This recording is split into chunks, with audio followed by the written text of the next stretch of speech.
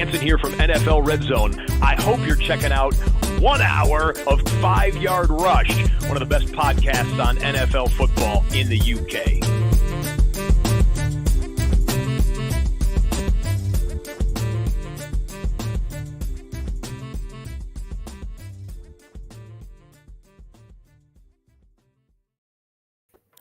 Hello and welcome to the five Yard Dynasty Show.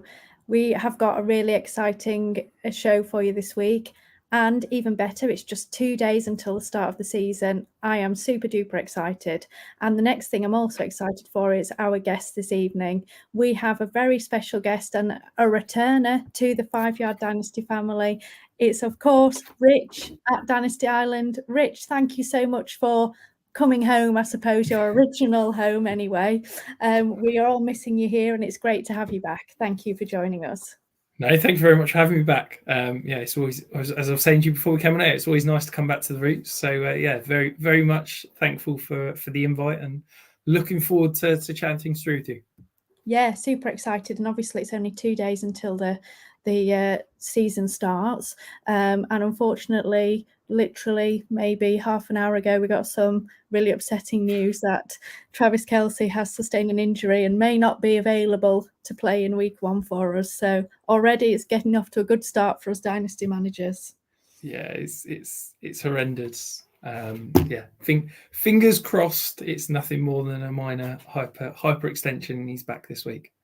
I know it's quite upsetting, really, isn't it? Already 2 players in basically the first round of most kind of startups this year or redraft leagues are potentially down in Cup and obviously Kelce. And then we've also got the terrible news of Jonathan Taylor. So it's not looking a fantastic start, but things can only get better, right?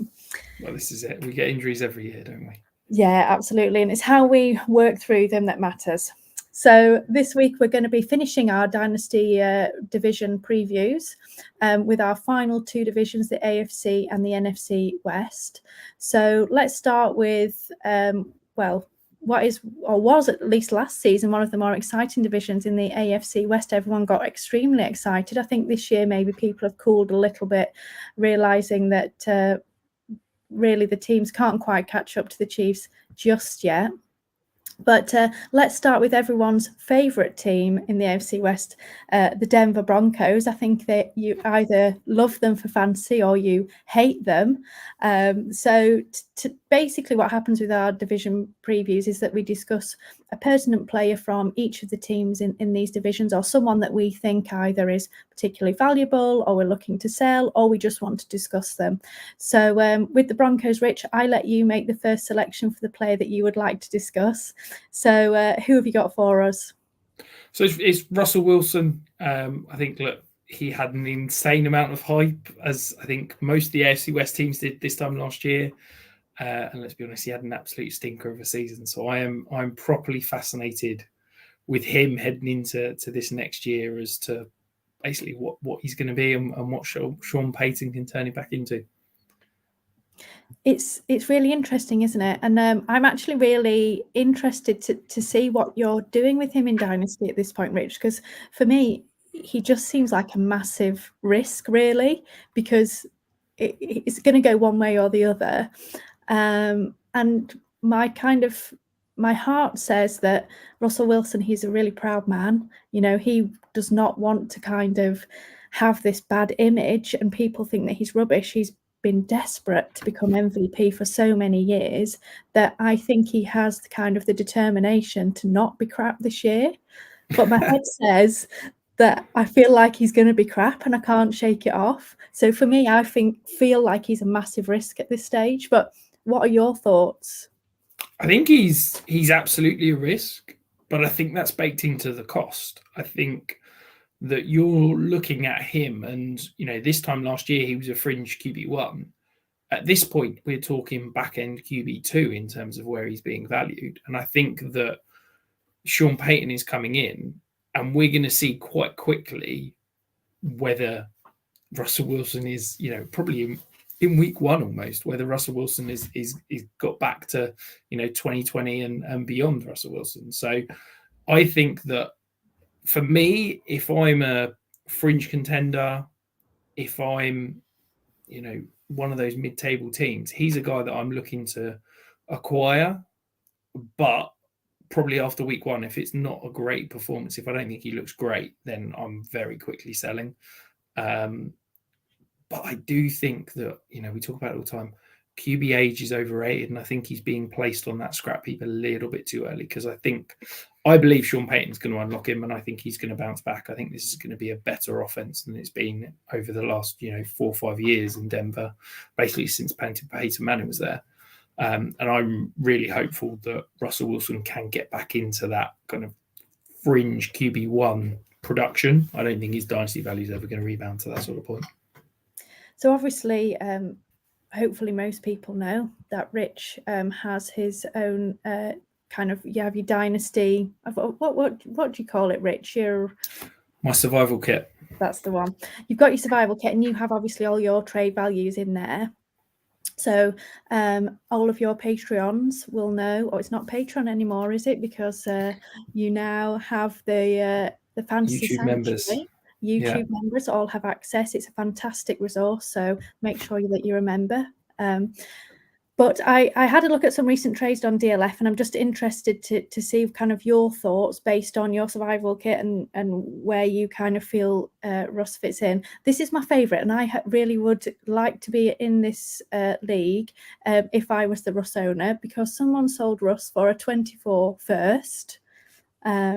I feel like even if I felt he might bounce back, I think that's quite a good value for where we are at this point. Yeah, I mean, I think that's probably his consensus value. I think any starting quarterback that's got some level of security, and that contract does give him some security, I think is worth a first-round pick. For me, the way I value quarterbacks in Superflex, I'd rather Russ. I think I'd need more than just a single first to be selling him. I'd probably need a second on top. I'd probably lean the Russ side if I'm being honest. No, that's quite interesting, because there's actually quite a lot of these trades here that I think that people are selling him for really pennies. So someone sold Russ for a 24 third. They obviously really don't like him this year. Someone sold him and Van Jefferson for Kirk Cousins. Now, for me, I really like that deal. I don't know what your thoughts are. I like getting Kirk for that. I mean, Van Jefferson and Russ, like Kirk, I understand that his contract situation is less stable, because obviously at the end of this season he's probably going to be moving on from Minnesota, but I can't see him not being a starter somewhere. Yeah, he's definitely going to be a starter somewhere, isn't he? I think they're in a similar tier. I think they're valued similarly. I expect them to produce similar results. So if you're nervous about Russell Wilson after last year, and you can pivot to Kirk Cousins for, let's be honest, Van Jefferson's nothing more than a throw-in, is he? So I think it's a fairly sensible kind of pivot sideways, essentially. Yeah, I mean, I certainly would like being a more nervous kind of person on Russ. That would be the kind of deal that I would be looking to do. It would just make me feel a bit more comfortable. And then, as you say, Rich, we wouldn't have a roster clogger of Van Jefferson on our bench any longer. One other interesting one, just one more. Someone sold Russ for Marvin Mims and Cedric Tillman. To me, that's like pennies. Now, that might be a 1 QB league. It's probably not a super flex, but still, that seems quite. Yeah, that feels very light. That's we're talking about Marvin Mims was a mid-second round pick. Cedric Tillman was a mid-third. So yeah, as I was saying, I'd want a first and a second, and it feels like there you're only getting a 2 and a 3. Yeah. I mean, it'd be interesting to see how he goes over the season, and I think, of course, his ADP and his kind of trade value is going to alter based on what he does. But from your opinion, Rich, if you're a kind of fringe contender or someone who's kind of in the middle and potentially looking to try and push, you would potentially be looking to buy. But obviously, if he underperforms, you're going to sell him ASAP. Absolutely. So let's move on to the Chiefs. So this was my selection here, and I was interested to chat with you, Rich, about Isaiah Pacheco. So he's currently slated to be the RB1 in Kansas City.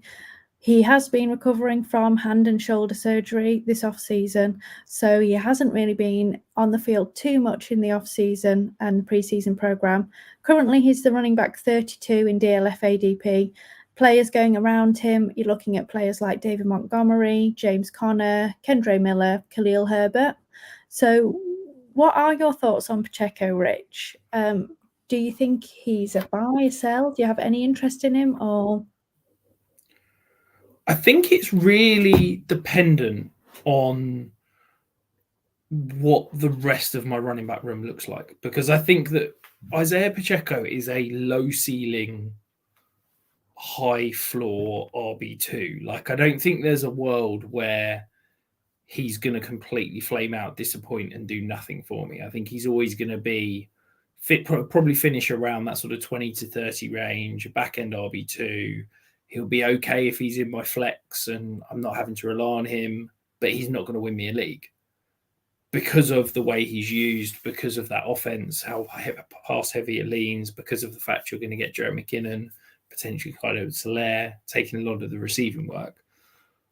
But I think that there is still a place and a time and a place, better phrase, for that kind of safety security net of a guy that's going to get 10 to 15 carries every single week and will give you some reliable production, when you need it, as long as you're balancing out the rest of your roster. Sometimes that's really reliable.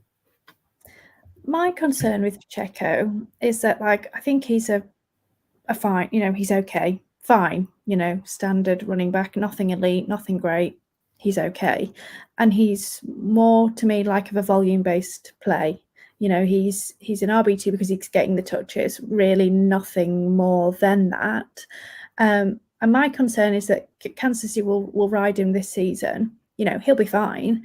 But then going into the off-season next season, they'll start to potentially look for someone else, whether that be drafting someone in the draft or, picking someone else up. I don't know. I'm just not convinced that he has a stranglehold on this job in the long term. Now, I might be totally wrong here, but I think he'll be fine this year. But I don't know. I just don't think he has that much talent. He's fine. And I think ultimately... any time a team doesn't invest anything in a running back, the shelf life can be short. We've seen with James Robinson, he had that phenomenal rookie season, and then he's basically been thrown to the curb by about 4 different franchises. When a team doesn't invest any resources, whether that be draft capital or, contractual money, it's difficult to say, he's going to be a superstar for the next 2-3 years, because he could be cut at any point and it doesn't really cost the Chiefs anything. So I get that. I think that my argument is that if they'd have wanted to go and bring an external resource in, I think they'd have done it this offseason. They had a little bit of wiggle room on the money side that they could have done that. They didn't. They chose to bring back Jeremy McKinnon and ride with Isaiah Pacheco. And I just think that because of what happened with Clyde Edwards-Helaire, they've almost been burnt by throwing elite resources at the running back position, and therefore are happy with what they've got out of Pacheco, and let's just continue to ride the hot hand, I think. Yeah, I think that's a fair point. And like you said, I think he's just a middling, running back, I suppose. If you need some sort of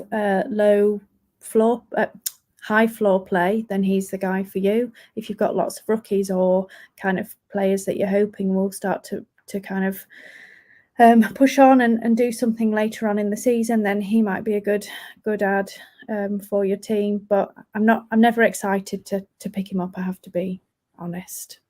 Yeah. So let's move on to the Raiders, Rich. I have, to be honest, zero idea what this team is doing. I fear that Josh McDaniels is not going to have a job by the end of the season, having a look at how kind of things are going, but you never know. So this is your selection again, Rich. Which player would you like to discuss from the Raiders? So I'm going to go with Michael Mayer, because I'll be honest, I have no clue, like you, what the Raiders are going to do. I think they could compete for a playoff spot. I think they could completely blow it up and tear the whole thing down. So who knows? We could talk about the high-priced guys in Devontae Adams and Josh Jacobs, but everybody kind of knows what they're doing with them. If you're a contender, great. If you're rebuilding, you don't want them. Michael Mayer, to me, is fascinating because when I sat down to write my rookie guide, sort of February, I watched a lot of tape of his, and I was like, this guy's incredible. He is going to be an absolute superstar at the NFL. I thought he was the best pure tight end prospect I think I'd evaluated in years. and was really excited about what he could be. Now, the combine happened and he didn't test great. He was an average athlete, which we know is super important for the tight end position. And therefore, his draft stock fell, I think, a little bit harshly. He ended up being the third tight end off the board. But, the Raiders have basically traded away Darren Waller. They've already handed the starting job to Michael Mayer. And it's like, if he's as good as I thought he was in February, he could be fantasy relevant this year at a position that, we're always searching for that kind of back end of the tight end one position. And Michael Mayer could do that. And I think at the moment, because of the way people are talking up Luke Musgrave and Sam Laporta in camp, I think you can probably go and get Michael Mayer quite cheap right now. Yeah, I mean, that's really interesting. And it's great to kind of go back and hear your thoughts from kind of that, drafting process and when you were doing all of your scouting before then, because I think, like you say, he's totally dropped off the radar at this point. Nobody's talking about him. From what I can recall, he didn't do too much in the preseason. For me personally, and I come from the Rich Cooling school of don't draft tight ends in your rookie draft. So I am not a massive fan of having rookie tight ends. So I would want to see it before I invested in him, especially now that obviously the rookie draft has gone. If I've managed to pick him up in the rookie draft, great. Obviously, I'll keep him and see what he does. But I'm not sure that would be wanting to rush out to spend capital on him without seeing evidence on the football field. Now, I might be missing out here because you can get him dirt cheap at this point, and as soon as people see that he's obviously something useful to have, he's going to cost you a lot more. If you've got space and you've got deep benches or you've got space in your taxi squad, why not? But if for these kind of shorter bench leagues and things, I probably would want to see it before I invested. But I think I agree with you. It's worth keeping an eye on, right? Because nobody's talking about him. Yeah, I think the interesting thing will be is to watch his fantasy production, obviously, but more importantly, his snap count numbers.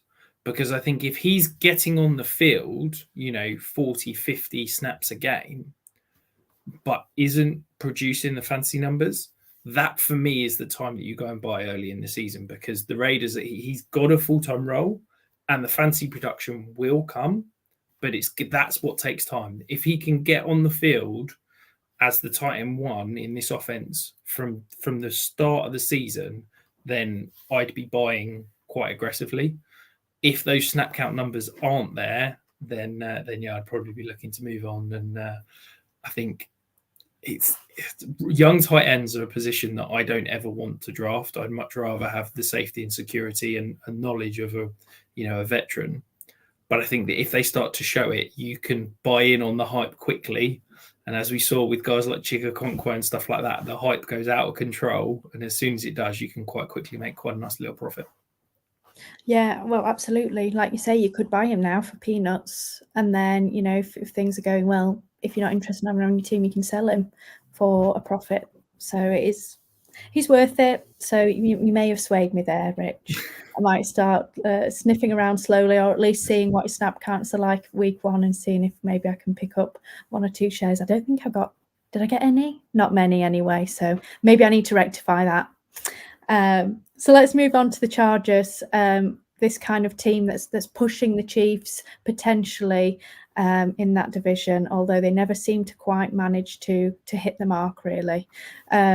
So the player I'm interested in talking about is actually Mike Williams. So currently on DLF, his ADP is wide receiver 38. And I think people are starting to kind of sour on him a little bit, really, ever since they drafted Quentin Johnson. I think people think that he's basically going to supersede Mike Williams at some point over the course of the season. And then basically Mike Williams is potentially going to be cut at the end of it. So, I find it difficult to decide what to do with him because I certainly think, obviously, he has the wide receiver 2 job at the moment in this team, and he may well keep it for the whole of this season. But do you think, Rich, that they're going to keep, if, let's say, Quentin Johnston kind of comes on and is looking elite and really great, do you think at the end of this season they're going to keep Keenan Allen, Mike Williams, and Quentin Johnston? Or do you think that ultimately there's going to be an odd one out there? One of these older veterans is going to be out of the door, potentially Mike Williams, and they're going to look at this kind of younger wide receiver core?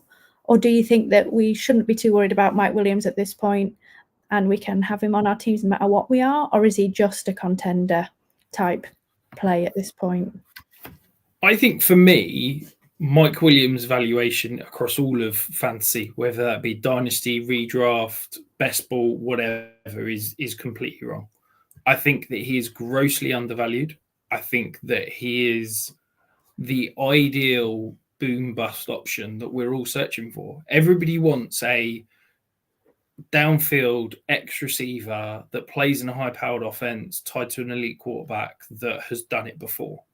Okay, well, Mike Williams is tied to Justin Herbert. They have got a new offensive coordinator that we're all excited about, that we're expecting that A-dot to rise of Justin Herbert, him to push the ball down the field. That's where Mike Williams feasts. We've seen that Mike Williams has done it before. 2021, through the first 6 games of the season, he was the wide receiver 2 overall, only behind Cooper Kupp, who was setting all sorts of records at that point. He has shown flashes of absolute elite production. The challenges have been that he's not stayed healthy, which is why you're sort of getting a discount. But then the discount goes obscene because the Chargers bring in Quentin Johnston, who I think people look at and say, you know, I don't know numbers off the top of my head, but he's like 6'4", 215 pounds. And it's like, right, he's going to be an outside downfield receiver. If anybody actually plugged on the tape and looked at what Quentin Johnston did, he is not a deep threat. He is going to be used on underneath rules in the screen game, on shallow crossers, to get the ball in his hands and go to feast after the catch. And that is where I think the disconnect is on Mike Williams' price and his kind of production value, is that people are going, well, Mike Williams is going to get replaced by Quentin Johnston. I don't think that's going to happen at all. I think that this offense is going to be, Mike Williams is going to have those deep shots, those goes, those posts. Keenan Allen is going to work out of the slot, and Quentin Johnston is going to be a gadget guy. So moving into next year, yeah, I think they're probably going to struggle to keep Keenan Allen and Mike Williams under contract. Now, I think that Keenan Allen is probably the guy that's going to be moved on because A, he's a little bit older. B, there was already rumours that he might have got cut this year. And I think that Quentin Johnston can more naturally take over the Keenan Allen role on those short to intermediate passes than the Mike Williams role. And I think that this disconnect of people looking at Quentin Johnston and going, he's going to replace Mike Williams, is completely wrong. And I think that Mike Williams is the ideal flex play in any format because he is a guy that, he's going to have some dud weeks. There's going to be some weeks where he sees 4 targets and gets 1 catch for 8 yards or something like that. But there is equally going to be weeks where he takes 7 targets, 6 catches, 150 yards and a touchdown. Like, he's got that league-winning potential.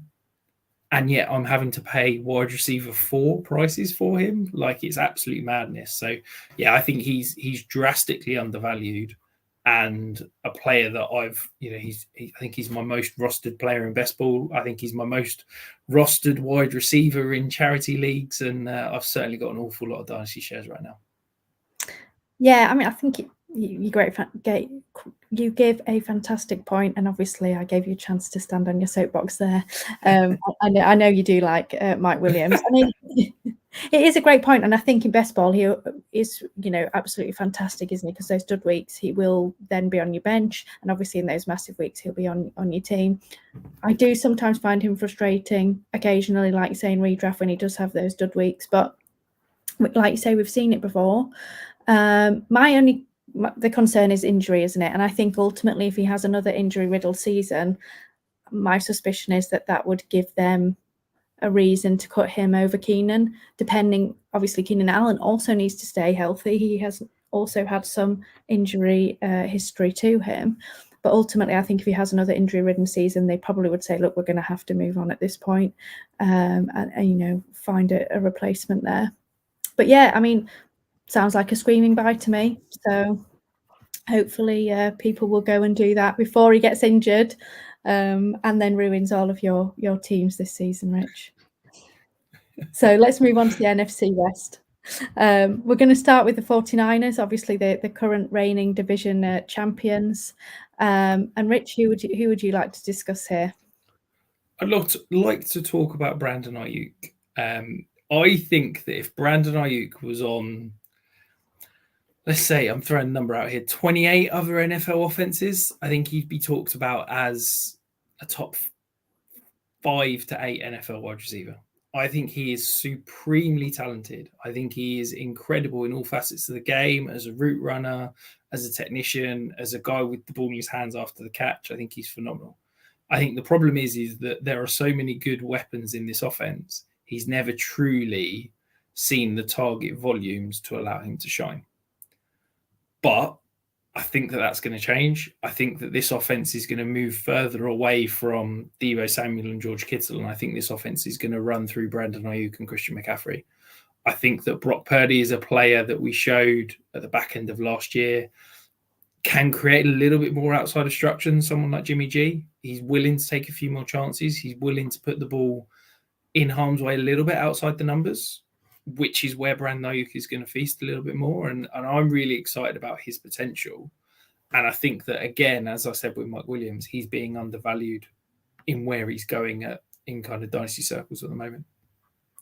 Yeah, I totally agree. I think he is supremely talented. And I think the best time to have bought him was that time in the 2021 season when he was in the doghouse, and he didn't kind of get on the field for a number of games. I think at that point, everyone was drafting him over Deebo, particularly in redraft kind of circles. And that really kind of shot a lot of people in the foot. And I think initially after that, people remembered. And then now, obviously, there's so many mouths to feed. It's really, really difficult to, I think, sometimes for people to kind of see that path to elite fantasy performances. Now, ultimately, it only takes also in an injury or two to see his volume increase. And we already know that George Kittle is likely out for the first couple of weeks. Again, he's quite a boom bust player, but still some targets that will go to him that will ultimately go elsewhere. So how do you see this offense morphing then, Rich? Is Deebo just kind of not going to be doing as much? Is he going to be in the backfield? Or where do you see, or why do you see it starting to go through Ayuk versus Deebo and the others? I think that, and Tom and I have been having discussions about Deebo Samuel pretty much all off season. So yeah, we've definitely got diverging opinions. But I think Deebo Samuel is a manufactured touches receiver. I don't think he is the route technician that he can rely on a consistent volume of targets in a traditional offense. And now this is a Shanahan offense that we know is going to manufacture touches for those guys all over the field.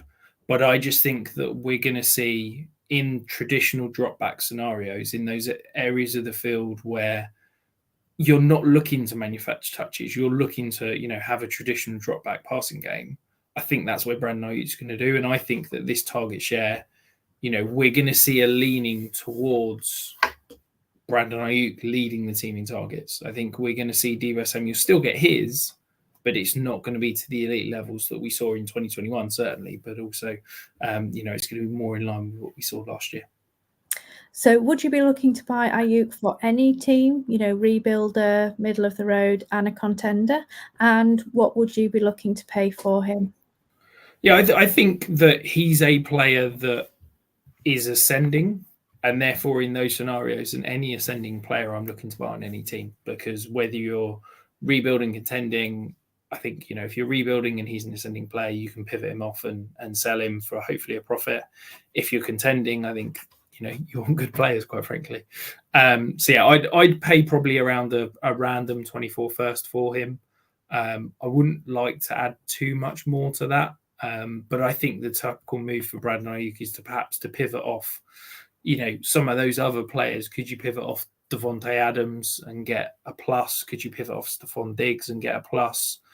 Or could you pivot off, some of those younger receivers that perhaps I'm not the biggest fan of, that I think we could see drastic value declines of? Could you move off of Jerry Jeudy or Quentin Johnson, Christian Watson, someone like that that's going ahead of him in ADP, but perhaps you can get a little sweetener to the deal.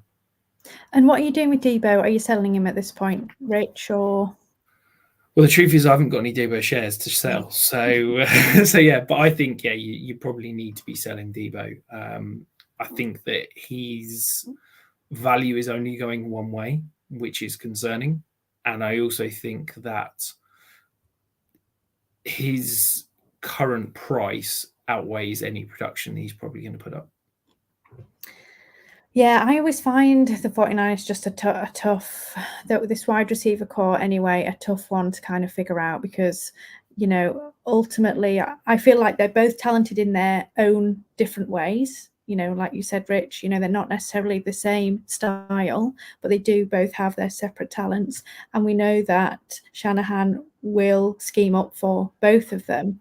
And ultimately, I find it difficult to know who's going to be the best on each week, and is either of them going to ultimately kind of win out in this, who is going to have more fantasy value at the end of the season kind of thing. So I always find them quite tough. I really, really like Brandon Ayuk, but I struggle to value him too highly just because of the offense. And I think ultimately if he moved elsewhere, that value would shoot up. Yeah, and I think you're probably right, because what's going to happen is, in most scenarios, is that they'll probably all have good weeks, they'll probably all have bad weeks, and they'll probably all end up around that sort of middling, wide receiver 2 range, and it'll be nobody will win, nobody will lose, and it will just continue arguments into next season. I know, it's so tough though, isn't it? Because you kind of want someone to break through and be like, this is the target you should have. But I suppose it's all good fun to try and pick out who we want to kind of back and who we think is going to do it. But like you say, ultimately, I suspect they're both going to be around the same at the end of the day. Let's move on to the Seahawks. Now, I think this has been talked about so much in the offseason, but I'm still not entirely sure what I want to do with this running back room. So obviously the two players that are kind of most people are most interested for Dynasty are Kenneth Walker and Zach Charbonnet. I think everyone was all in on Kenneth Walker at the end of last season in terms of he is now the only back in that backfield. Ultimately he's going to be probably the workhorse. And then everyone got a curveball with Zach Charbonnet being drafted in the second round to kind of come and rain on everyone's parade. But still, Kenneth Walker, his ADP on DLF is running back 10, which to me, that seems quite high when he now has a running mate in Zach Charbonnet. Now, Charbonnet, for me, I think is actually much better value at running back 25. So, although I like Kenneth Walker, I'm actually not keen on him at that price, and I prefer Charbonnet. But I think early in the season, it's kind of a slow burn for this season, I think, the Charbonnet pick. But what are you doing with them? Do you agree with kind of my thoughts there, or do you have a preference? Are you a Kenneth Walker guy? Because there are some people there that are still kind of holding a flame for Kenneth Walker, saying that he is still going to kind of keep this number one role in the backfield. I think that this is going to be a committee backfield. I think that both of these guys should be valued basically the same. I've got them back to back in my rankings and valuations, and I think that who you prefer says a lot about you as a dynasty player. Do you prefer Kenneth Walker, who is, the most boom bust runner we've seen in the last 3 or 4 years, was second to last in success rate as a running back, but also was top 2 in terms of broken tackles per rush attempt. So he's basically either going to get, 1 yard, 1 yard, 1 yard, 40 yards. Or you've got Zach Charbonnet, who is the complete opposite of that, who is a guy that's got great vision, that is useful in the receiving game, but lacks that top end burst, lacks that top end kind of playmaking ability. And he's more of a guy that's going to get you what is blocked. I think that the Seahawks, there was a reason why they went out and got Charbonnet. And I think that that's because they were fed up of being so far behind the chains that they needed the Kenneth Walker kind of play out of nowhere to get them back on chains. And I think that Zach Charbonnet is going to be the receiving back. So for me, I'd absolutely lean Charbonnet. If they were the exact same cost, I'd probably take Walker just because he's done it a little bit in the NFL. But yeah, to pay top 10 prices for Walker when you can get Charbonnet, at RB25, that's absolutely criminal. As I said, I think I've got them sort of 16 and 17 in terms of where I'm ranked. So yeah, I just think that nobody knows about this backfield. So to me, it's a true coin toss. So they should be valued similarly. To have Walker going 15 spots ahead of Charbonnet feels slightly criminal. Yeah, I do like Walker as, like you say, as that kind of boom bust option, but not at running back 10 prices.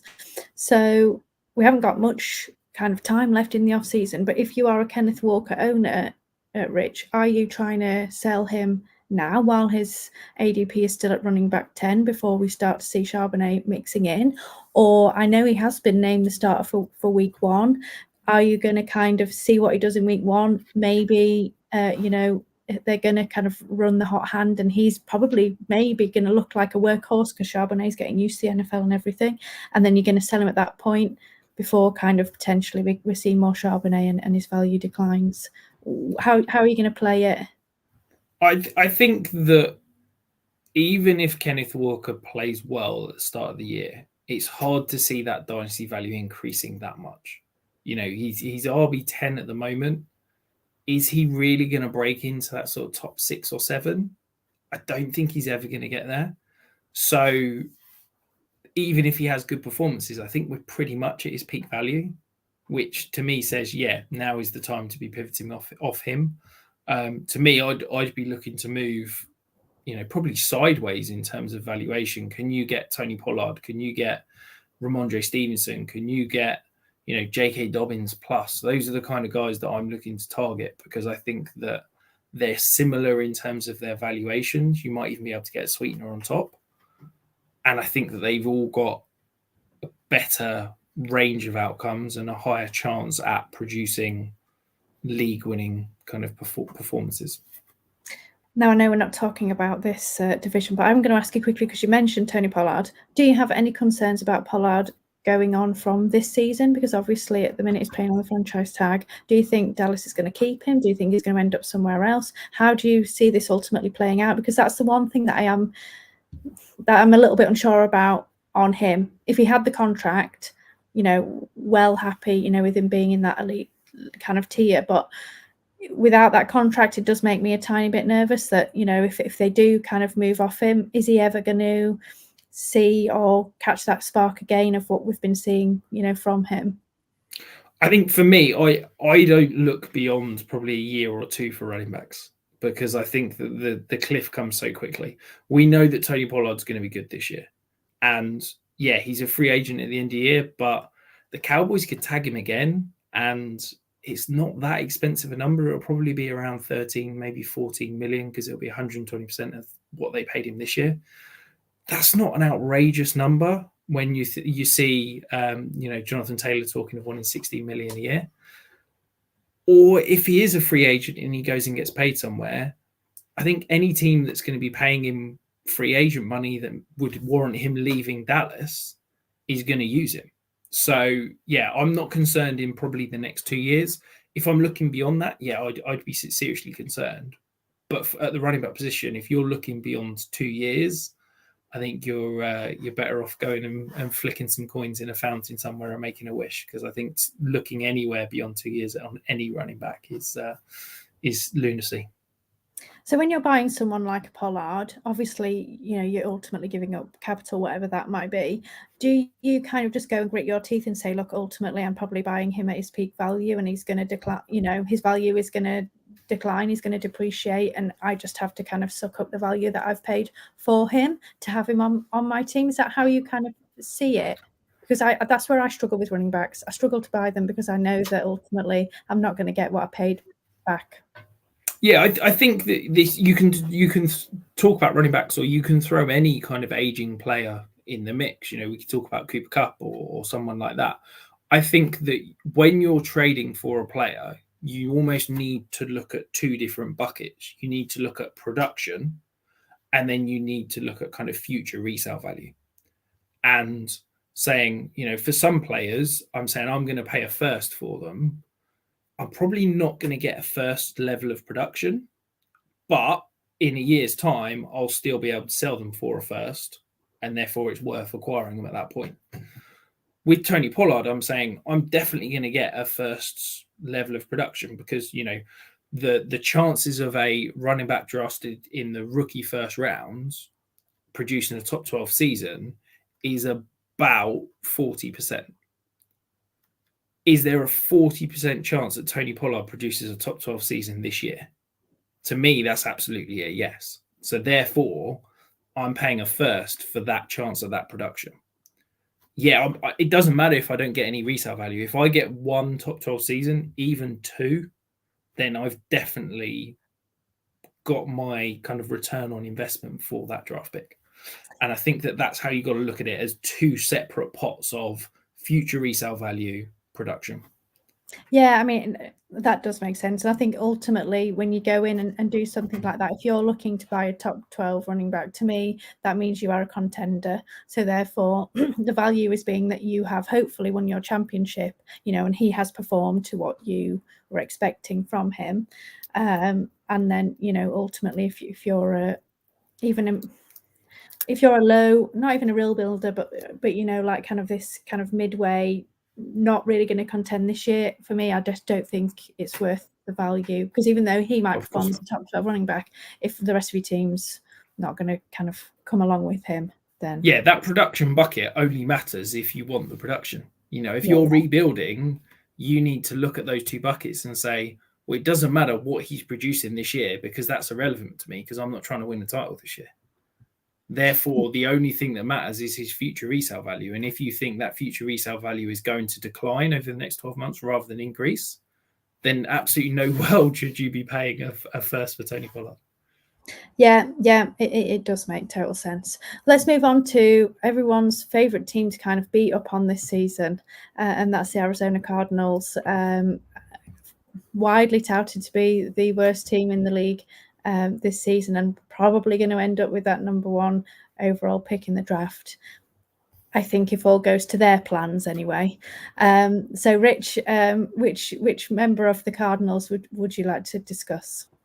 So for me, I know that you're saying that nobody wants to, everyone just wants to slag off the Cardinals.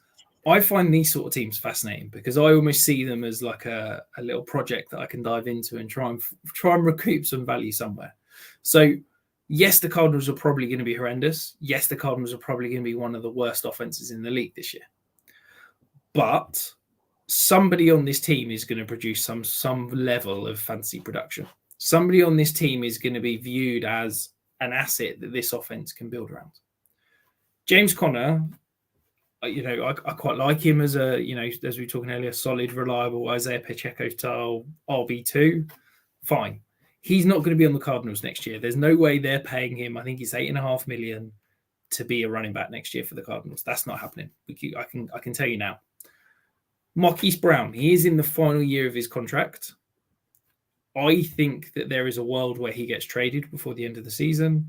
Or if not, I don't see his value drastically changing because he's kind of already being valued as that wide receiver 2, wide receiver 3.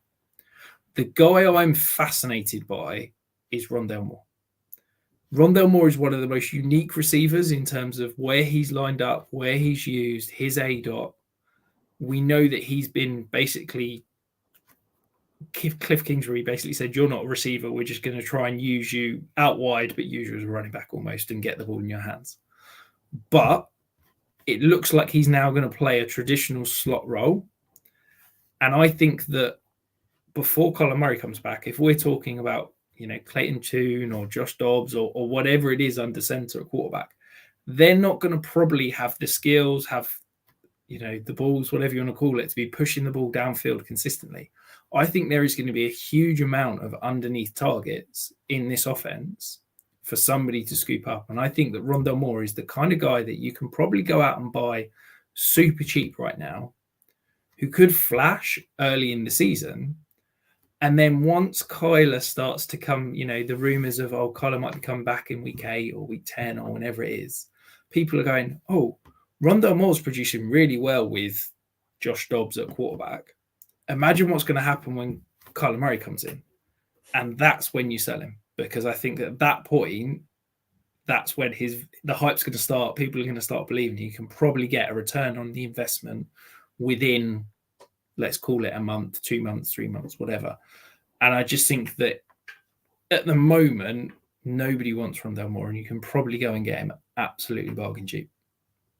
Well, I can tell you, Rich, that some people have just acquired him for a 24 fourth and a 25 fourth. Wow. So that was one trade. One acquired. I didn't realise it was that cheap. Yeah, someone acquired him for Juwan Johnson. I don't know if that's a Titan Premier League or not, but and then there was another trade where they acquired him and Devon Achane for Darren Waller. Okay, yeah, I mean, he's basically a throw in there, isn't he? So I honestly think you can go and get Rondell Moore for, I was going to say a third, but if you're getting him for 2/4, then maybe that's the price.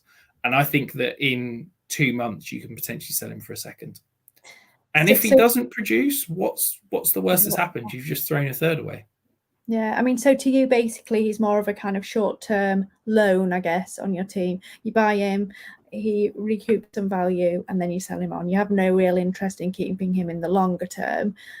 He's not someone that you think is a riser that, you know, you want to kind of have on there as this guy could build up and actually become valuable to my team on a rebuild. It's more of a recoup some assets and move along.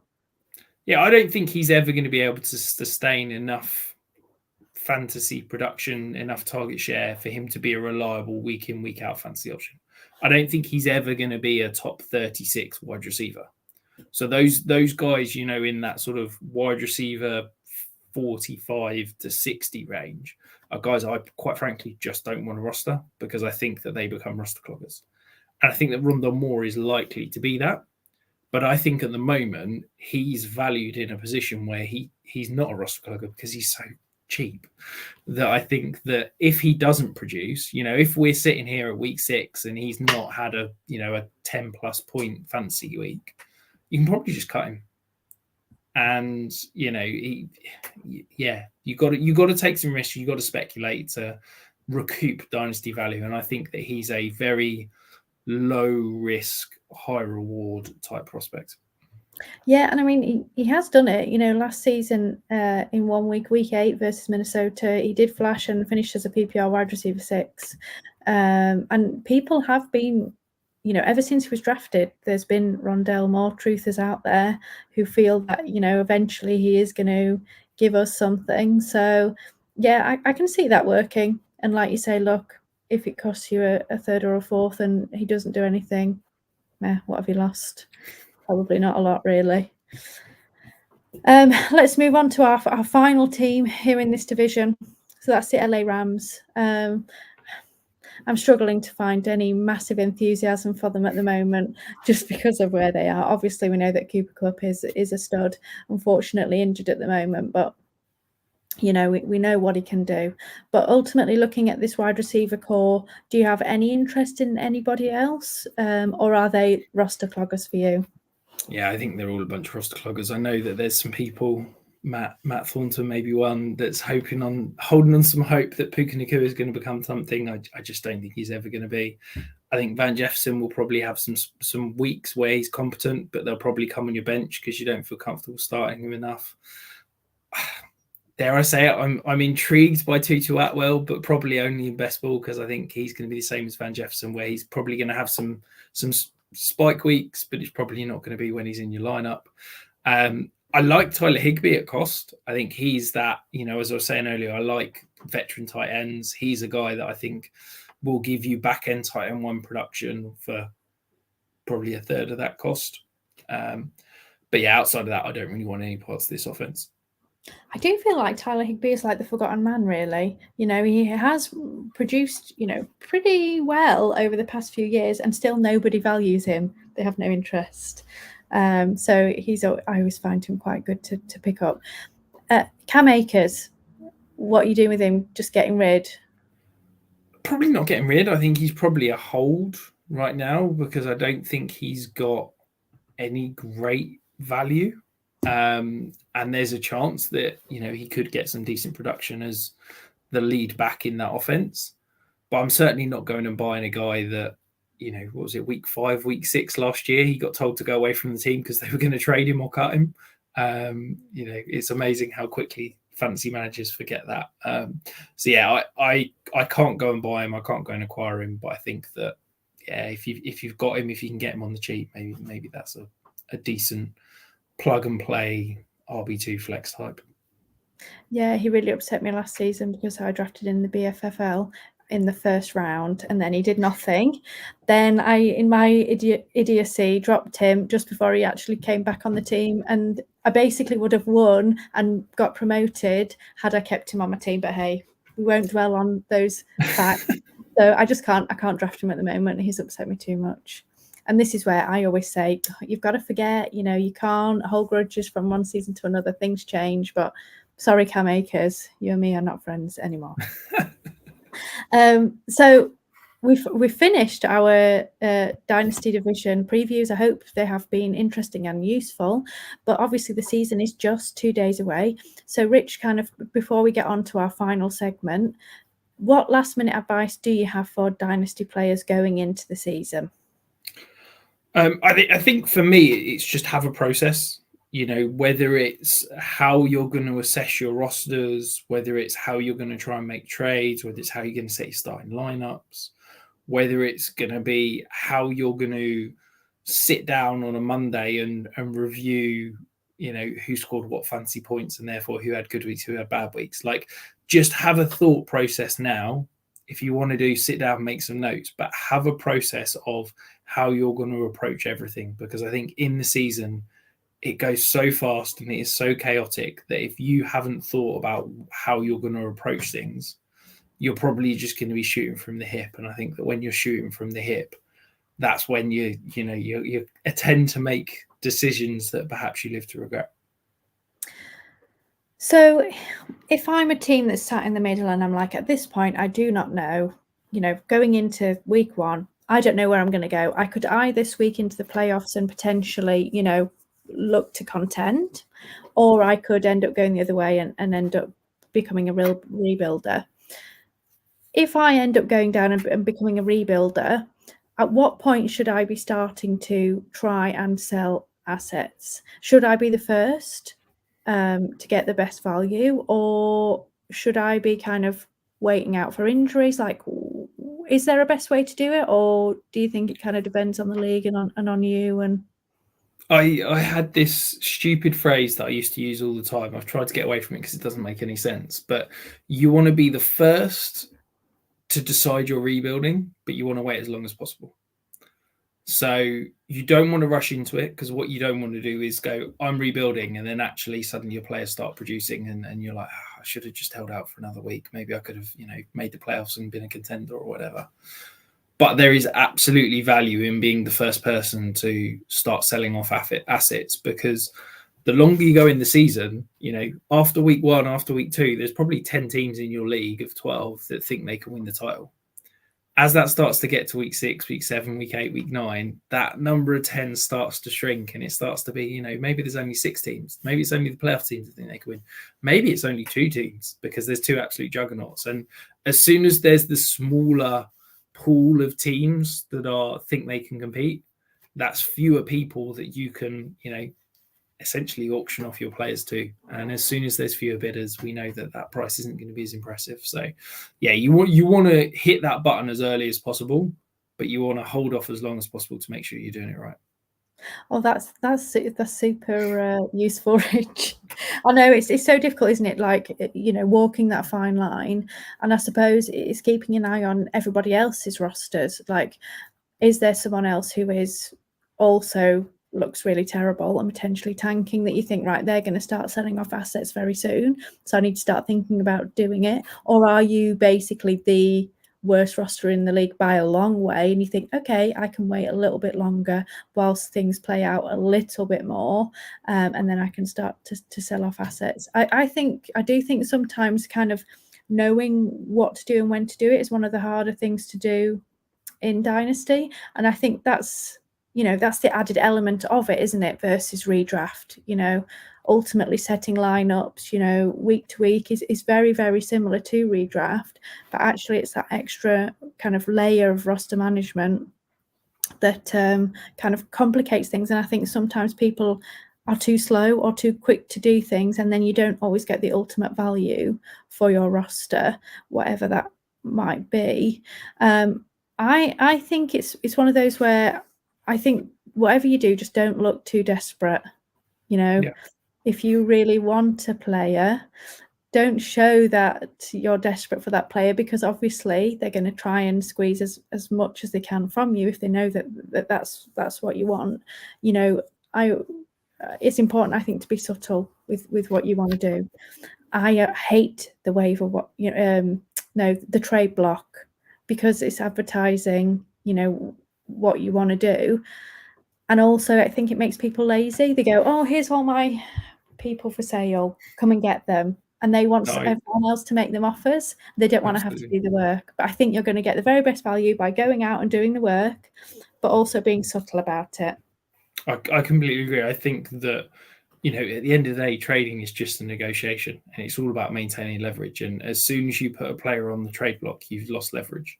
As soon as you become that lazy owner who can't be bothered to put together put together a package to try and move pieces under the radar, you lose leverage. And I think that, we're here to try and win titles, and we're here to do that. You need to try and build a roster with as much dynasty value as possible. Well, if you just want to be lazy and just stick players up on the trade block and let offers come to you, you're losing dynasty value, and therefore your overall roster is not going to be as good as possible. So I think that's an absolutely valid point, and I think you summed it up perfectly. Yeah, so obviously 2 days to go. Good luck everyone in their week 1 matchups. Just before we finish every kind of guest show with a guest question. Our previous guest, you know him particularly well. It's Tom, your co-host at the Fantasy Sanctuary, and he posed you the following question: what's the one NFL matchup that you'd love to see in person? And I already know the answer is going to be something to do with the Jets, but go on, Rich. Let us know, what's the one matchup you'd love to see? Well, if I could pick the Jets in the Super Bowl, then that would be it. But I think in any matchup, look, the Jets don't really have any true kind of rivals, should we say? Like, yeah, we don't like the Pats. Yeah, we don't like the Dolphins. But it's not like a true hated rivalry. Whereas I think that the battle for New York is always fun. So, yeah, if I could go to MetLife and see a Jets-Giants game, I think I'd quite enjoy that. Yeah, I reckon I'm not obviously a Jets or Giants fan, but I think those kind of games would be a lot of fun. I reckon that stadium would be rocking out there. So I can see why you'd want to go and do that. And Rich, for our next guest, would you mind posing a question for them? Yeah, absolutely. So my question is, if you could create a 33rd NFL franchise, where would it be? And who would you pick as your head coach? And the caveat as it has to not be a current NFL head coach. And is this something you've thought about already? Do you have an idea what you would do if you were the God, I feel like I'm put on the spot. No, it's not something I've thought about at all. I thought it would be an interesting question for your next guest, but yeah, it's definitely not something I've thought about. So I don't have a good answer, I'm afraid. Oh, rubbish. No, I'm only kidding. Rich, thank you so much for giving up your time and coming back to the 5 Yard Dynasty show. Everyone here has really missed you, and it's been fantastic to have you back on as a guest and have your fantastic advice. Please, before you go, Rich, please tell everyone where they can find you and about the fantastic Fantasy Sanctuary. Yeah, no, thank you so much for having me on. It's always lovely to come on and chat with you, and always thoroughly enjoy it, Hannah. You can find me I'm on Twitter or X, whatever calling it these days, at Dynasty Island. And then the majority of my work you can find over at the Fantasy Sanctuary on YouTube. I think we're at the FF Sanctuary on YouTube and Twitter. You can sign up to be a member, get access to Discord rankings, Dynasty values and stuff from as little as 99p a month.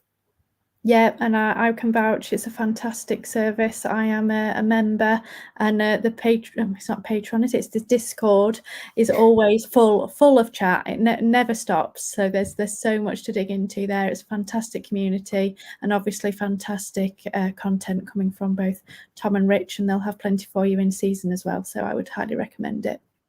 So thanks again, Rich. It's been awesome having you, and thank you for everyone for joining us. Enjoy week 1, and until then, keep rushing.